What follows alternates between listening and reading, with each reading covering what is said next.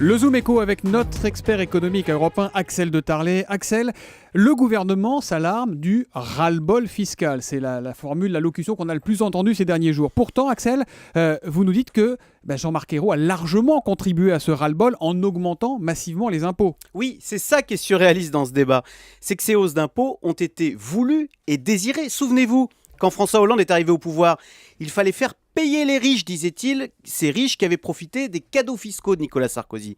Et donc, effectivement, on a augmenté les impôts, ce qui permettait en plus de réduire les déficits publics sans peser sur la croissance, puisque de toute façon, disait-on, les riches épargnent, donc autant qu'ils payent les impôts. Et voilà comment la machine à taxer s'est mise en route, tout simplement. Et puis elle s'est emballée, parce qu'au final, ça a concerné beaucoup de gens, avec des mesures comme la refiscalisation des heures sup, le gel du barème de l'impôt, ou encore les taxes, les hausses de taxes sur la bière ou sur les cigarettes. Alors, ce qui est étonnant, c'est que finalement, on a l'impression que le gouvernement commente et critique des décisions qu'il a prises lui-même. Aujourd'hui, c'est marche arrière. Le gouvernement a changé d'avis, alors? Oui, enfin, il change d'avis dans le phrasé, mais pas dans les actes, parce que si vous regardez, c'est ça qui est encore plus surréaliste, c'est qu'on va continuer à augmenter les impôts. On va probablement relever la CSG pour financer les retraites. On va aussi relever des cotisations retraite pour les entreprises. On va relever la TVA. Donc non, à la limite, ce qui a changé, c'est que maintenant, Jean-Marc Ayrault a la fiscalité honteuse. Voilà. Donc, vous ne croyez pas le gouvernement quand il dit vouloir une pause fiscale? Vous n'y croyez pas? Écoutez, dans ce genre de débat, la seule façon d'y croire, c'est d'être crédible. Et si on veut être crédible, il faut dire comment on fait pour baisser la dépense. Parce que c'est facile de dire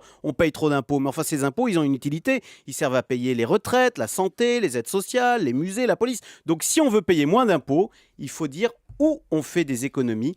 Et là, malheureusement... C'est toujours la question compliquée, ça. Ah bah oui, hier, c'était frappant de voir l'embarras de Jean-Marc Ayrault sur le plateau de France 2, quand on lui a demandé où est-ce qu'il comptait faire des économies. Il n'a rien répondu. Et au contraire, si vous regardez la réforme des retraites, que va-t-on faire ?